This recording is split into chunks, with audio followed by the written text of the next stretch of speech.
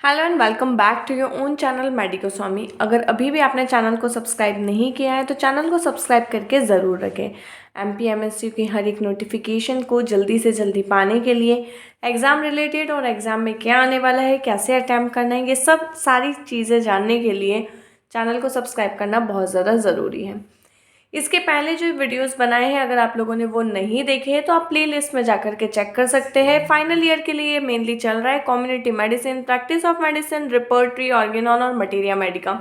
ये 5 चैप्टर्स पर फोकस किया जा रहा है और इनकी अलग अलग प्लेलिस्ट बन चुकी है, जिनमें करीबन हर एक प्लेलिस्ट में 20+ वीडियोज़ है।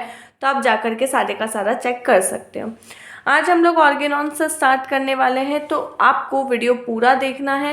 वीडियो को बीच में स्किप कहीं मत करना, तो आपको चीज़ें ज़्यादा अच्छे से क्लियर होगी। पूरा का पूरा वीडियो हिंदी में ही होने वाला है, आसान सरल भाषा में, जो आपको समझ आ जाए। लास्टली हम लोग डिस्कस करेंगे जेटी कैंट सर की फ़िलोसॉफ़ी। तो वीडियो को पूरा देखना, मैं बताऊँगी कि फ़िलोसॉफ़ी के लेक्चर्स को लिखना कैसे है एग्ज़ाम्स में। तो चैनल को सब्सक्राइब करके ज़रूर रखें ताकि आपको ऐसी छोटी बड़ी चीज़ें पता चल सके।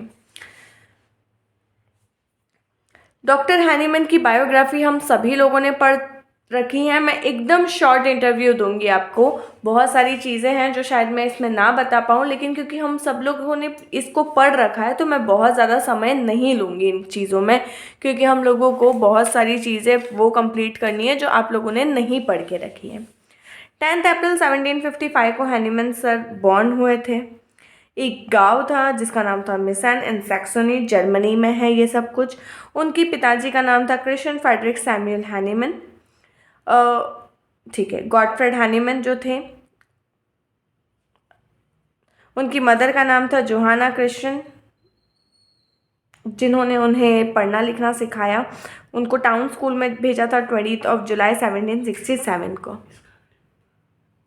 और अगर आप चाहो तो इसका भी वीडियो ऑर्गेनॉन ऑफ मेडिसिन के प्लेलिस्ट में आप जाकर के देख सकते हो। एक proper alike of 3D animated video बना हुआ है हैनीमैन सर की लाइफस्टाइल पर। उनकी मेडिकल प्रैक्टिस कहाँ हुई, कैसे हुई, उन्होंने होम्योपैथी की डिस्कवरी कब की, जब वो क्यूलेंस की होम्योपैथिक मटीरिया मेडिका को ट्रांसफ़र कर रहे थे।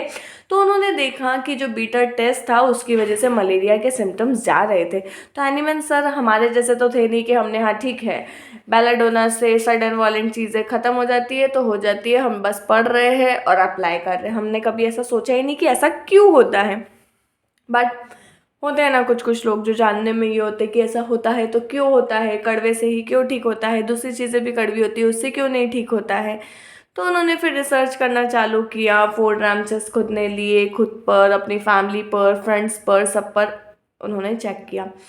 हैनीमैन सर के कई सारे बच्चे थे, लेकिन शायद ही आज कोई होम्योपैथी कर रहा है। मतलब हमें आइडिया नहीं है, अगर कोई कर भी रहा हो तो बहुत अच्छी बात है, क्योंकि इतने अच्छे पिता ने इतनी अच्छी पैथी दी है तो कंटिन्यू करनी चाहिए। उसके बाद सेकंड में भी दिया हुआ है डिस्कवरी ऑफ होम्योपैथी। ये मैं पढ़ा रही हूँ A.K. दास की बुक से। अगर आप लोगों को कोई भी कन्फ्यूजन है तो A.K. दास सबसे अच्छी बुक है, जिससे आप लोग ईजिली एक अच्छी लैंग्वेज में पढ़ सकते हैं। Fundamental principles of homeopathy, cardinal principles of homeopathy या 7 पिलर्स ऑफ होम्योपैथी। क्वेश्चन कुछ भी आए आंसर एक ही है। Law of similia, law of simplex, law of minimum, doctrine of drug proving, theory of chronic disease, theory of vital force and doctrine of drug dynamization. ये 7 चीज़ों को लिखना है और इनको एक्सप्लेन करना है आपको।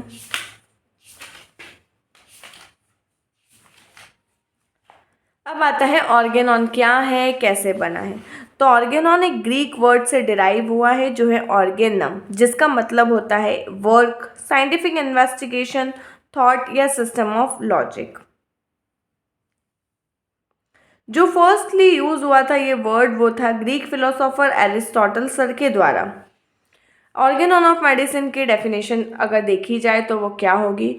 Organon of medicine is a book written by master Samuel Hahnemann containing the principles of homeopathy along with the critical analysis of the different other modes of treatment prevalence during his lifetime. Organon of medicine एक book है जो doctor Samuel Hahnemann ने लिखी है, जिसमें क्या है, principles of homeopathy है, उसका एनालिसिस है, उसके डिफरेंट मोड्स ऑफ ट्रीटमेंट है। अब इसका एम और ऑब्जेक्टिव क्या था। The aim and the object of Hahnemann for writing Organon of Medicine was to present to the medical profession the doctrines, merits and practical instruments for the practice of homeopathy. तो वो ये चाहते थे कि homeopathy उनके बाद भी आगे बढ़े, लोग जाने कि ये कैसे काम करती है, किस पे काम करती है, कब काम करती है और क्या काम करती है, लॉजिकल और एलैबोरेटेड वे में। उनको बहुत सारे लोगों ने क्रिटिसाइज़ भी किया क्योंकि वे एक बहुत वेल नोन एलोपैथ थे, और उसके बाद जब वो परेशान हो गए वो सारी चीज़ों को देख करके कि कैसे ट्रीटमेंट हो रहा है, वो काफ़ी ज़्यादा परेशान हो गए। इसलिए उन्होंने अपना फील्ड चेंज किया। बहुत सारे सर, जैसे हम लोग कैंट सर की अगर बायोग्राफी पढ़ेंगे तो कैंट सर भी फिजिशियन थे, उसके बाद वो होम्योपैथी की तरफ कन्वर्ट हुए क्योंकि उनकी वाइफ होम्योपैथी से ठीक हो गई थी। उन्होंने इतने इलाज करवा लिए थे, उसके बाद भी नहीं कुछ फ़र्क पड़ रहा था। तो मैं वही कहना चाहती हूँ कि लोगों को लास्ट ऑप्शन नहीं रखना चाहिए होम्योपैथी के लिए। Homeopathy should be the first priority for all of us, क्योंकि होता क्या है, एक्यूट डिसीज़ हो या क्रॉनिक डिसीज़ हो, सब कुछ ठीक होता है होम्योपैथी में। ये एक अलग से मिथ बन चुका है कि होम्योपैथी में समय लगता है। अरे भैया, अगर आप 10 तरीके की चीज़ें खा कर के आओगे तो समय तो ऑब्वियसली लगेगा ही ना। तो आप क्यों ना आप सबसे पहले ही आ जाओ। सेम जैसा एलोपैथी में फीवर उतरता है वैसे ही फीवर्स उतर जाते हैं, सर्दी खांसी उतनी ही जल्दी ठीक हो जाती है, इवन ठीक होती है, एलोपैथी की तरह सप्रेस नहीं होती है। अगर आपको अभी जस्ट फीवर आया है और कुछ मेडिसिन होती है जिनको आप फ्रिक्वेंटली रिपीट कर सकते हो, like even 5 minute, 10 minute, 15 minute, half an hour के गैप में, और आपका फीवर विद इन 1-2 आवर्स एकदम सबसाइड हो जाएगा और आप नेचुरली बहुत ज़्यादा अच्छे से अपने वर्क को परफॉर्म कर पाओगे। जो पैरासीटामॉल वगैरह ऐसा एक्शन होता है, ऐसी मेडिसिन होम्योपैथी में भी है। अगर आप करेक्टली सेलेक्ट करते हो तो आपको with in few hours result मिलते हैं, एंड यस दैट्स ट्रू। लेकिन अगर आप क्रॉनिक डिसीज से 10-12 साल से सफ़र कर रहे हो तो हाँ, हो सकता है कि थोड़ा बहुत आपको समय लग जाए, लेकिन उसमें भी आपको कुछ ना कुछ चेंजेस 15-20 डेज में तो देखने में मिल ही जाते हैं। अब आते हैं editions of Organon of medicine. Hahnemann sir ने एक बार ऑर्गेनॉन ऑफ मेडिसिन नहीं लिखी, उन्होंने कुल मिलाकर के 6 बार लिखी, और शायद अगर वो और जीते तो और ज़्यादा हमें एडिशंस मिलते और ज़्यादा अच्छी चीज़ें मिलती। सबसे फर्स्ट जो एडिशन था ऑर्गेनॉन ऑफ मेडिसिन का, उसका नाम था Organon of rational medical science. 1810 में आया था ये। इसमें टोटल नंबर ऑफ एफोरिज्म्स थे 271। सेकेंड जो आया था एडिशन वो था Organon of the healing art. ये आप सभी लोग जानते हो, बहुत ज़्यादा इस पर ध्यान नहीं दोगे तो भी चलेगा क्योंकि ये सब लोगों ने बहुत बार पढ़ रखा है। मैं सिर्फ एक क्विक रिवीजन के लिए आपके सामने ये सारी चीज़ें डिस्कस कर रही हूँ। 1819 में आया था। 318 एफोरिज्म्स थे, कुछ का कहना है 315 थे क्योंकि उसके सबसेक्शंस हो गए थे। थर्ड जो था उसका नाम भी सेम था, Organon of the healing art. 1824 में आया था। 320 एफोरिज्म्स थे। फोर्थ एडिशन का नाम भी सेम था। 1829 में आया था। 292 एफोरिज्म्स थे। इनमें कुछ इंपॉर्टेंट नोट्स ऐड हुए थे। That was the theory of chronic disease and introduction of Organon was first introduce over here. Fifth edition का नाम भी सेम था, Organon of the healing art. 1833 में आया था। 294 एफोरिज्म्स थे। The doctrine of vital force और ड्रग डायनेमाइजेशन इसमें इंट्रोड्यूस हुआ था। Sixth addition of Organon of medicine 1921 में आया था।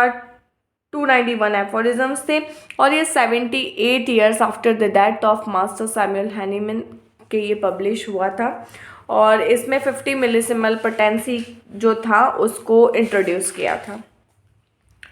नेक्स्ट है ऑडेसपेयर। ऑडेसपेयर means dare to be wise, मतलब खुद की चीज़ों को बोलने में हमें, अगर हम सच्चे हैं तो हमें करेज होना चाहिए कि हम हमारी चीज़ों को सामने बोल पाए स्पष्ट तरीके से। अब कई बार क्वेश्चन आता है कि एनाटमी ऑफ ऑर्गेनॉन बताओ, ग्राउंड प्लान ऑफ ऑर्गेनॉन बताओ, या फॉर्मेशन ऑफ ऑर्गेनॉन बताओ, तो हमें ये चार्ट बताना होता है। What does this chart says? Let us have a look. I hope everything is visible to all of you. ज़्यादा फिल्टर्स वगैरह यूज़ नहीं होते हैं, इसलिए चीज़ें थोड़ा सा लाइट और थोड़ा सा सेटअप अभी हमारे पास प्रॉपर नहीं है, but we are working on it. If you will support us, everything will be going so smoothly. तो थेरेटिकल पार्ट होता है 1 से 70 एफोरिज्म्स तक और प्रैक्टिकल पार्ट होता है 71 से 294 तक।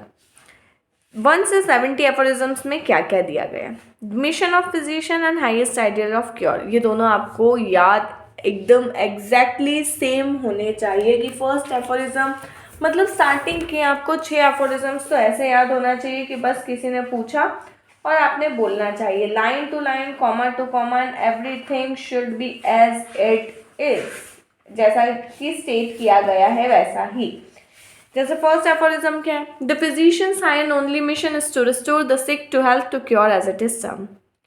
सेकेंड एफोरिज्म क्या है? The highest ideal of cure is rapid, gentle and permanent restoration of health or removal and annihilation of the disease in its whole extent in the shortest, most reliable and most harmless way on easily comprehensible principles. Third aphorisms को याद करने का और याद करने का भी और याद रखने का भी एक ट्रिक है जो हम लोग आगे पढ़ेंगे तो मैं आपको बताऊंगी। देन आता है fourth, that is preserver of health. तो उसके लिए हैनीमन सर ने लिखा है he is likewise a preserver of health if he knows the things that derange health and how to remove them from person in health। तो preserver of health किसे कहा गया है? एक फिजिशियन को। देन आता है knowledge of disease, aphorism number 5 से 8 तक, जिसमें आते हैं कॉज ऑफ डिसीज क्या है, कैसे फैलता है, fundamental cause, exciting cause, maintaining cause क्या है। एफोरिज्म नंबर 6 में है अनप्रेजुडाइज्ड ऑब्जर्वर। एफोरिज्म नंबर 7 में है कॉज ऑफ द डिसीज और टोटलिटी ऑफ सिम्टम्स। देन 9, 10, 11, 12 इधर आ जाता है vital force in health, vital force in disease, ये सारी चीज़ें आ जाती हैं। तो 18 तक ये सारा ऐसा ही चलता है कि डिसीज़ कैसे हो रही है और क्या हो रही है। 19 से लेकर 20 तक आता है नॉलेज ऑफ ड्रग, कि ड्रग कैसा है, कैसे बनाया गया है, अल्टरनेशन स्टेट्स क्या क्या होती है ड्रग की, कैसे एक्ट करता है, ये सारी चीज़ों के बारे में डिस्कस किया गया है। Then application of drug knowledge to disease knowledge आता है 22 से लेकर के 27 एफोरिज्म तक, जिसमें 26 एफोरिज्म है nature's law of cure. A weaker dynamic affection is permanently extinguished in the living organism by a stronger one if the later is very similar to the former in its manifestations। ये सब कुछ भी हम लोग discuss करेंगे और मेरे पास एक बहुत अच्छे से प्लान लिखा हुआ भी है कि कौन से एफोरिज्म में क्या दिया हुआ है, ये सारी चीज़ें एकदम स्पेशली मेंशन की हुई हैं। तो हम लोग जैसे जैसे आगे बढ़ते जाएंगे वैसे वैसे मैं आपको बताती जाऊंगी। जैसे कुछ इस तरीके से अगर हम लोग देखा जाए कि 171 एफोरिज्म में क्या है, तो ट्रीटमेंट है नॉन वेनरल क्रॉनिक डिसीज़ का। 172 में क्या है, तो ट्रीटमेंट है क्रॉनिक डिसीज़ का जिसमें बहुत ज़्यादा कम सिम्टम्स हैं।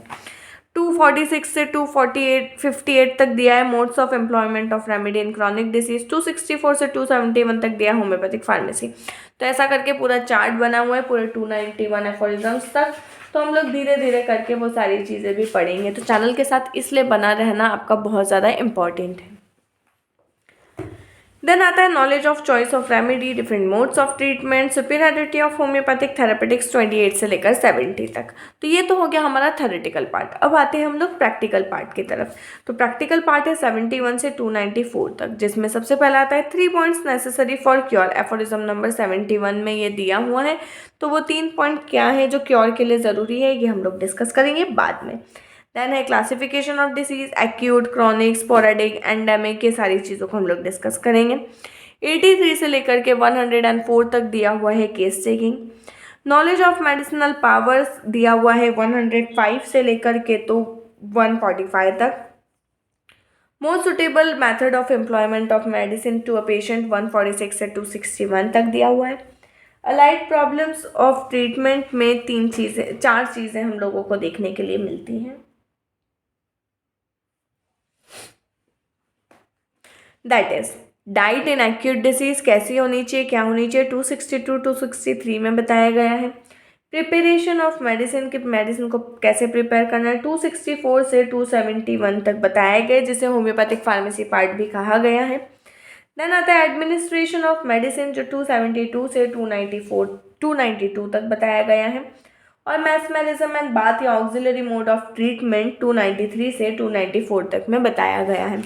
तो अगर 5 नंबर का क्वेश्चन आता है ग्राउंड प्लान ऑफ ऑर्गेनोम, तो आपको ये चार्ट बना करके आना है। उसके बाद हर एक एफोरिज्म्स को डिस्कस किया गया है, आप लोग ये पढ़ना। और अगर इसमें कोई भी दिक्कत आती है तो आप लोग चैनल पर आकर के कमेंट करके पूछ सकते हो, हम लोग एक सेपरेट वीडियो उसके लिए बना देंगे। मैं इन सारी चीज़ों को बहुत ज़्यादा डीप में इसलिए नहीं बता रही हूँ क्योंकि मुझे ये लगता है कि इन चीज़ों पर टाइम वेस्ट करने से मतलब नहीं है, क्योंकि हम लोग मेनली फाइनल ईयर के लिए अभी सीरीज़ चला रहे हैं, उसके लिए प्रिपेयर कर रहे हैं। तो आप लोग ये तो फर्स्ट सेकेंड थर्ड ईयर में भी पढ़ चुके हैं।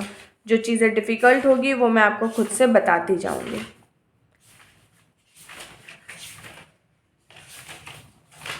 जो हमने डिस्कस किया कि वाइटल फोर्स क्या है, हेल्थ में कैसे काम करता है, डिसीज़ में कैसे काम करता है, क्योर में कैसे काम करता है, मटेरिया पिकेंस क्या होता है, सिम्टोमेटोलॉजी तो हम लोग काफ़ी ज़्यादा बार पढ़ चुके हैं।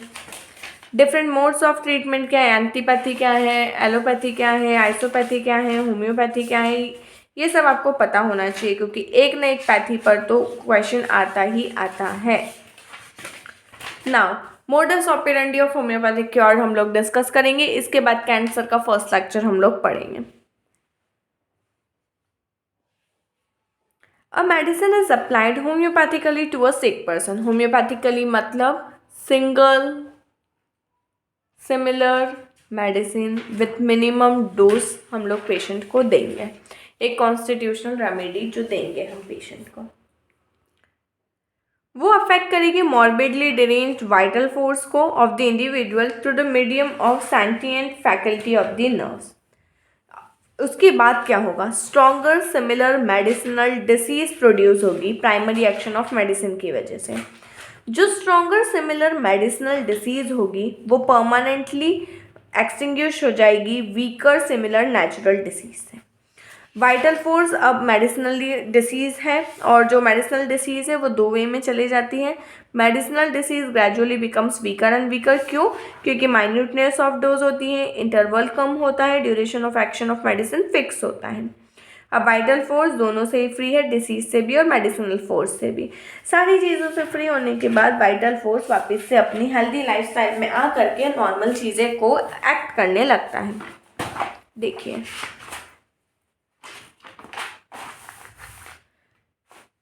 ये हमारा वाइटल फोर्स है, इस पर ये नेचुरल डिसीज फोर्स है। ये क्या था, वाइटल फोर्स।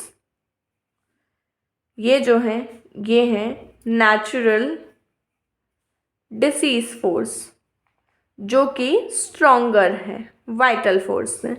अब हम लोगों ने एक होम्योपैथिक मेडिसिन दी जो क्या है, सिमिलर है लेकिन साथ ही साथ में स्ट्रॉन्गर भी है। किससे स्ट्रॉन्गर है, नेचुरल डिसीज फोर्स से। तो वो इसके ऊपर आ जाती है और इसको ख़त्म कर देती है अपने प्राइमरी एक्शन की मदद से। जो प्राइमरी एक्शन होता है वो मेडिसिनल का एक्शन होता है नेचुरल डिसीज फोर्स पर। सेकेंडरी एक्शन में वाइटल फोर्स अपना एक्ट दिखाता है। तो अब ये वाली नेचुरल डिसीज तो ख़त्म हो गई, अब कौन बचा, सिर्फ वाइटल फोर्स बचा और सिमिलर स्ट्रॉन्गर डिसीज फोर्स बचा, सॉरी मेडिसिनल फोर्स बचा, क्योंकि नेचुरल डिसीज फोर्स को तो हमने ख़त्म कर दिया। ये वाला जो है ये आर्टिफिशियल मेडिसिनल डिसीज हम लोगों ने प्रोड्यूस किया गया है। तो ये वाली अपने आप ख़त्म हो जाती है, क्यों? क्योंकि पहला तो एक्शन ऑफ वाइटल फोर्स की वजह से, जो सेकेंडरी काउंटर एक्शन होता है, सेकेंडरी क्यूरेटिव एक्शन होता है, उसमें वाइटल फोर्स अपना फोर्स दिखाता है जिसकी वजह से ये कम हो जाता है। सेकेंड चीज़, डोज बहुत ज़्यादा माइन्यूट होता है और इसका एक्शन पीरियड एक सफिशिएंट टाइम के लिए होता है जिसकी वजह से ये धीरे धीरे करके ख़त्म होने लगता है। तो अब वाइटल फोर्स अकेला बच जाता है, इसमें कोई मेडिसिनल फोर्स भी नहीं है, कोई डिसीज फोर्स भी नहीं, कुछ भी नहीं, ये अकेला अपनी हारमोनी में जीने लगता है, सब इसका साथ छोड़ करके चले जाते हैं। तो this was all about how homeopathic cures takes place. इसके बाद की चीज़ें हम लोग नेक्स्ट वीडियो में डिस्कस करेंगे। अभी हम लोग देखते हैं कैंसर का लेक्चर। अब कैंसर की जो ये बुक है फिलॉसफी की by doctor James Tyler Kent, इसमें बहुत सारे लेक्चर्स दिए हुए हैं, 37 लेक्चर्स दिए हुए हैं। तो अब 37 लेक्चर्स को पढ़ना, याद रखना बहुत ज़्यादा डिफ़िकल्ट हो जाता है। उसके लिए मैंने बहुत सारी शॉर्ट ट्रिक्स बना करके रखी हैं। आप लोग जैसे जैसे वीडियोस देखते जाओगे आपको सारी चीज़ें समझ में आने लगेगी। फर्स्ट लेक्चर है द सिक।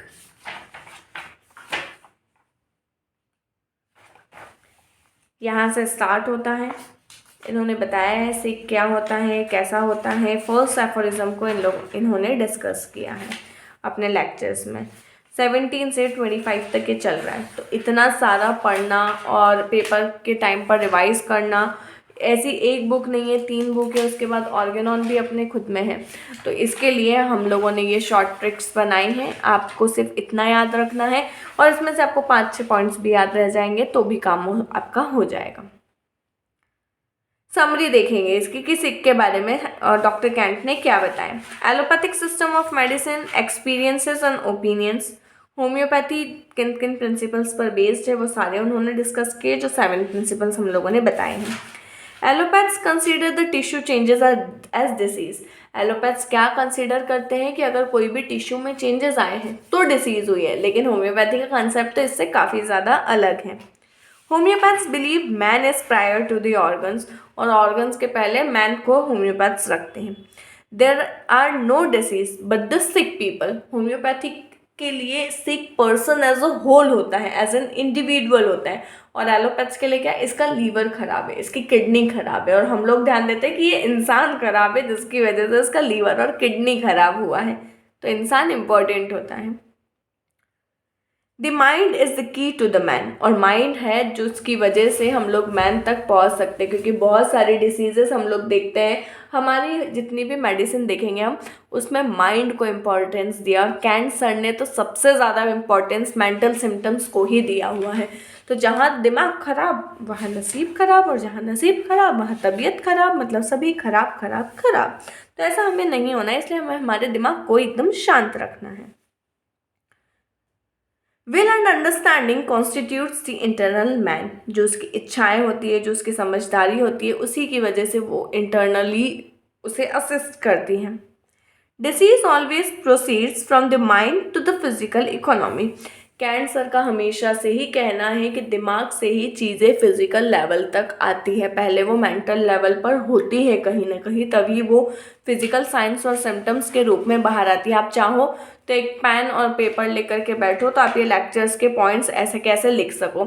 मैं एक मिनिमम स्पीड पर बोलती हूँ और ये कॉपी सामने ही होती है, जिसकी वजह से आप इजीली लिख पाओगे, तो आपके लिए बहुत ज़्यादा ईजी हो जाएगा बाद में याद करना। The totality of the symptoms represents the internal nature of sickness and are the only gateway for the treatment. Totality of symptom बहुत बहुत ज़्यादा इम्पॉर्टेंट है।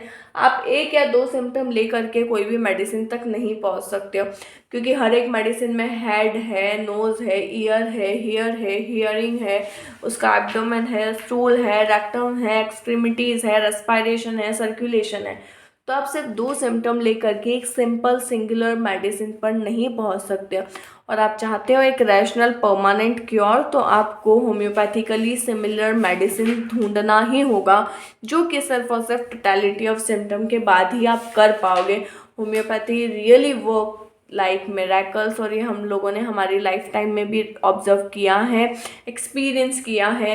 हम लोगों के काफ़ी सारे पेशेंट थे। अभी रिसेंटली में अगर एक केस डिस्कस किया जाए तो एक फीमेल थी अराउंड 18 ईयर ओल्ड, उसके अंगूठे में पूरा ब्लैकिशनेस आ गया था। मैं ढूंढूंगी अगर मेरे पास उसके पिक्चर्स होंगे तो। सिंगुलर मेडिसिन सिंपल डोज में हम लोगों ने फ्रिक्वेंटली रिपीट किया इट एन इंटरवल उसके एक्शन पीरियड के अकॉर्डिंग, और विद इन 2 मंथ्स उसके जो टो थंब की जो ब्लैकनेस थी वो पूरी तरह से रिमूव हो गई। So that's the miracle of homeopathy. वो सारा कुछ एलोपैथी ट्राई कर चुके थे, उसके बाद भी कोई रिजल्ट नहीं मिला था। तो being a homeopath, I would like to encourage you towards homeopathy and nothing else. As the cause of the disease is materialistic, the potentized medicine can only lead to cure. क्योंकि वो materialistic है तो हमें materialistic dose देना पड़ेगा, और potentise की हुई मेडिसिन ही उस पर काम कर पाएगी। जो एलोपैथ्स करते हैं दैट इज़ नॉट क्योर। ठीक है, तो इस बात को हमें ध्यान में रखना है।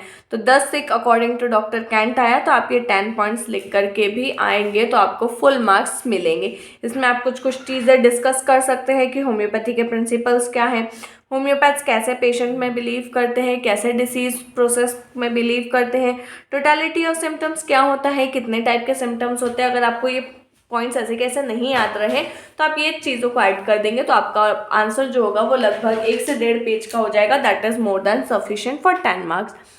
तो इतना ही डिस्कस करते हैं हम लोग आज की वीडियो में। ज़्यादा लंबा वीडियो मैं नहीं बनाना चाहती हूँ क्योंकि आप लोगों में से बहुत सारे लोग नहीं देखते हैं। I really want all of you to support this channel as much as you can. Video को शेयर करना, वीडियो को लाइक करना और चैनल को सब्सक्राइब करके ज़रूर रखना। ऐसे ही बाकी सारे लेक्चर्स को भी हम लोग डिस्कस करेंगे, तो धीरे धीरे सारी चीज़ें आप लोगों को क्लियर होती जाएगी। तो चैनल के साथ बने रहना।